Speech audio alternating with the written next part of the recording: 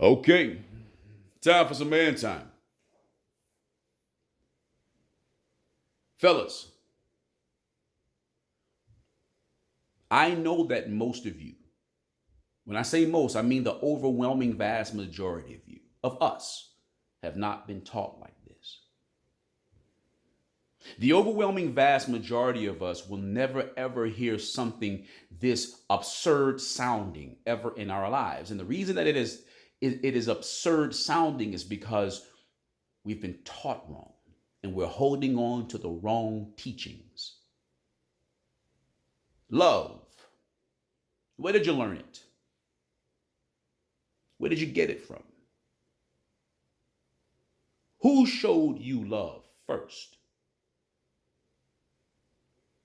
If you ask this question to most men, women, and or children, they're going to get it wrong.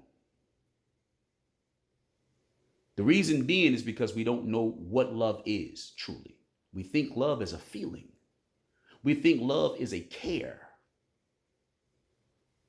And that is not what love is. In fact, let me show you what I mean. A woman does not love. In fact, love is not even in their nature. It is not their DNA makeup. What you call a woman's love is nothing more or nothing less, or just merely a reflection of what she adores that someone else initiated. The way your mother loves you is the way that she felt loved when she was a girl. And so she tries to pass along that love that she felt as a girl. The same way when your mother abuses you or offends you or she treats you wrong or bad or somehow afflicted, she's only treating you the way that she felt treated as a little girl. This means she's respecting the person who loved or hated her. She's mirroring, she's reflecting them. She's copying, mimicking them. She's only doing what she was taught. That's a recipient of love, not a giver of love. She's not even giving it to you. She's just enacting it to you. She made it her makeup. I'll give you an example. My wife is my ace, man. That's my rider. But I knew from the very beginning, because of all the things that I had and people that I had failed at before her, that she can't love me. Her love for me is a reflection of how I make her feel, or what I've done for her, or what I do for her, or who I am to her. Translation: if I was a bad guy to her, if I was wrong to her, if I was afflicting on her all the negativity that is in me, she'd hate me.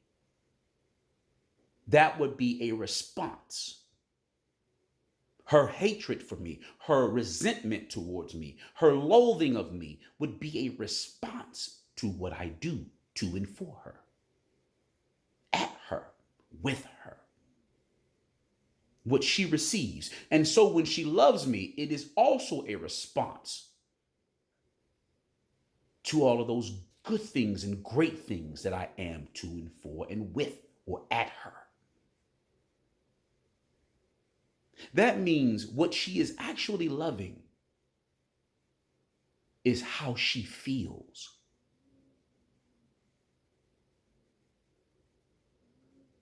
How I make her feel. But guess what?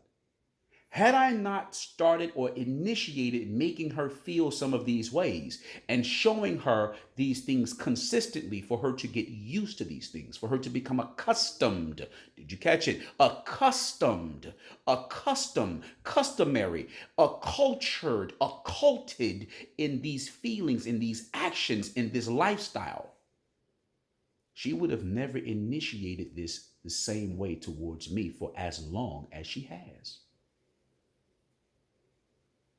See, when you were born, you were void of anything. You were born void of information of the world. rather. You were actually born with no money, no clothes, no information of the world, no experiences in and of the world. You were just born and ready to receive everything. Your eyes and your ears and your senses were seeing and feeling and looking outward, not inward. You didn't have a concept of how you felt. Your parents, however, were reflecting into you what was reflected into them. That's not them loving you because you are worthy of love, because you haven't done anything to earn love, to be worthy of love. They were giving you what they knew, what they thought, what they felt, what they've learned, what they've experienced. They were gifting you with their finances, with their home, with their everything. Everything that you got, everything that they did for you was what they did first for themselves. You were a recipient of the love that they had for themselves. You became theirs and didn't even realize it. Even when you became an adult or you become an adult, you don't realize that the reasons that they see you the way that they see you is because that you're theirs. The reason that they do for you what they do for you is because that you're theirs. The reason that they go to the extents that they go to for you is because you're theirs. If not, then I question you. Have you ever seen them do it for a stranger for as long as they've done it for you? Have you ever seen your father and or mother love a stranger to the extent that they love you and do the same things for those strangers that they do for you to the extent that they do it for you? Hell, let's keep it going a little further. Have you ever seen them do the same exact things for their nephews and nieces that don't live with them? To the extent and for the length of time that they've done it for you. Unless they're raising them as their children, the answer is no. Then how can the love be the same and different at the same time? In fact, gentlemen, the first way that you loved your children was to create the child from your body. The child is your sperm, your semen, your seed. Did you catch the first word though? Your sperm, your semen, your seed. You are. The child is you. So this is why when you see your children, you see your reflection. Then what do you think your mother saw? Her reflection. Everything that she taught you was her reflection. It's why when you become a teenager and you start to buck a little bit, when you start to want to be emancipated, you stop wanting to be treated as a child and you want to start becoming a young adult or an adult, which means in general, you want to be emancipated, but you still want the good treatment, but you don't want the things that you don't like.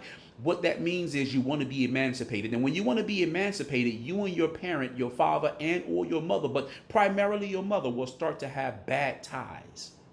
The relationship kind of sours. You're going through a breakup. You're going through a divorce. Do you know why? Because she can't love you the same, and you don't want her to continue to love you the same. Yeah, sure, you want the clothes and the shoes, and you want her all the things that she does to take care of you, and you want to be upkept by her. Yeah, that's a transition in itself. And then, but you don't want her to tell you what to do. You don't want her to have the control and the dominance over you. You don't want her to be able to a lot or not a lot. You don't want her authority. You just want her services. And then what does she do? She says, well, listen, if you don't want my authority, you can't have my services. Do you see it? Nah, you don't see it. What she's essentially saying is, if you want me to love you, you have to love me back. And what you're essentially saying is, if you keep treating me like this, I'm going to stop loving you, which is essentially saying, if you don't love me, I can't love you back. Which means the love is personal. The love is selfish. The love is for self. So the only way that your mother can love you at a certain point is to love you the way you want to be loved. And the only way that your father can love you is to love you the way you want to be loved. And guess what? The only times you make them happy is when you're doing what they want you to do, or you're doing what they think you should be doing, which means you're loving them the way that they want to be loved. Love is like that. So the individual that is loving outward is actually the person or individual that is giving the love. It's why when your father saw your mother or your mother saw your father, whoever approached the other individual initiated loving themselves. Hey, I want you to accept me so that I can feel good about being accepted. And then the other said, I want you to accept me so I can feel good about being accepted too.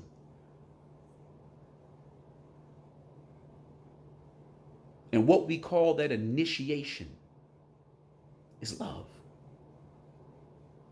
How you can distinguish it is the individual who will love for less as charity is the actual giver and lover. The individual who receives and will quit when it gets rough is the recipient. The only times that the recipient and the giver connect is when the recipient has good love to reciprocate. Translation: I'm going to keep doing what you do because you keep doing what you do for me. That's called respect. Hence why books of religion teaches that man or husband love your wives, wives respect your husband. Why? Because it is actually for you. The man does the show, and the woman or the wife reflects. It's that simple. And by the way, do yourself a favor.